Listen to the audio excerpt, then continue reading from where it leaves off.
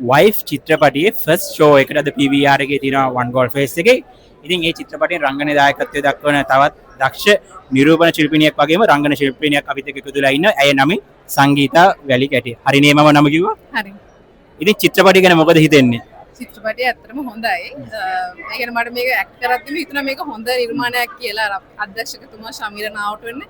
ඒ වගේම හේමාල් රණසිංහ. හේමාල් අය සාමාන්‍ය ෆිල්ම් ගොඩක් සිලෙක්ට් කරන කෙනෙක්. එයා ඉන්නවා කියන්නේ මට හිතුණා මේක අනිවාර්යයෙන්ම හොඳ ෆිල්ම් එකක් කියලා. හේමාල් ඉන්න අනිවාර්යයෙන්ම හිට් එකක් වෙයි කියලා හිතුවා. ඔව් අනිවාර්යයෙන්.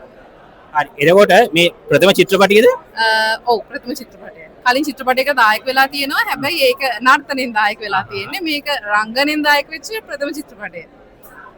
හරි. ඒ සංගීත දැන් ඔයාගේ රංගවාපු ඒ චරිතයක් වත් එක රංගපෑවනේ. ලැබෙන ප්‍රේක්ෂක ප්‍රතිචාර කොයි වගේද? දැන් අදින් පස්සේ තමයි බලන්න ඕන ප්‍රේක්ෂක ප්‍රතිචාර. ඒ කියන්නේ චුට්ටක් කට්ටිය බණීද දන්නෙත් නැහැ අනියම් පෙම්වතියගේ චරිතයක් නිසා. කට්ටිය බයිනවා කියන්නේ ඔයාගේ චරිතය හොඳට කරනවා කියන එක නේද? ඔව් මං හිතන්නේ කට්ටිය බැන්නොත් හොඳයි කියලා මම හිතනවා.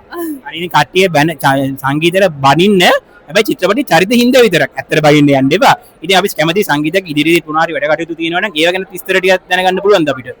ඉදිරියේදී මම කරපු මේ නිරූපණ කටයුතු එළියට එන්න තියෙනවා. ඒ වගේම රංගන පැත්තෙන් ආරාධනා ලැබිලා තියෙනවා. අපි බලමු නේද ඉස්සරහට. නිවේදන කටයුතු කරා නේද? ඔව් නිවේදන කටයුතු කරා. මම ප්‍රවෘත්ති නිවේදිකාවක් වශයෙන් කටයුතු කරා. හරි ඉතින් සංගීත අපිට මේ අවස්ථාව ලබා දුන්නට බොහොම ස්තුතියි. ඉතින් රුක්ෂාන් බ්ලොග්ස් YouTube channel එකේ සංගීතයේ ඉදිරියේදී කරන්න තියෙන සියලු වැඩ කටයුතු සාර්ථක වෙන්න කියලා දිනවා. ඉතින් අපි ප්‍රේක්ෂකයන්ට ආරාධනා කරමුනේ වයිෆ් චිත්‍රපටිය බලන්න එන්න කියලා. ඔයගොල්ලන්ටත් බොහොම ස්තුතියි මට මේ අවස්ථාව ලබා දුන්නාට. ඔයගොල්ලන් YouTube channel එකත් ඉදිරියට තව සාර්ථක වෙන්න කියලා මම ප්‍රාර්ථනා කරනවා. බොහොම ස්තුතියි.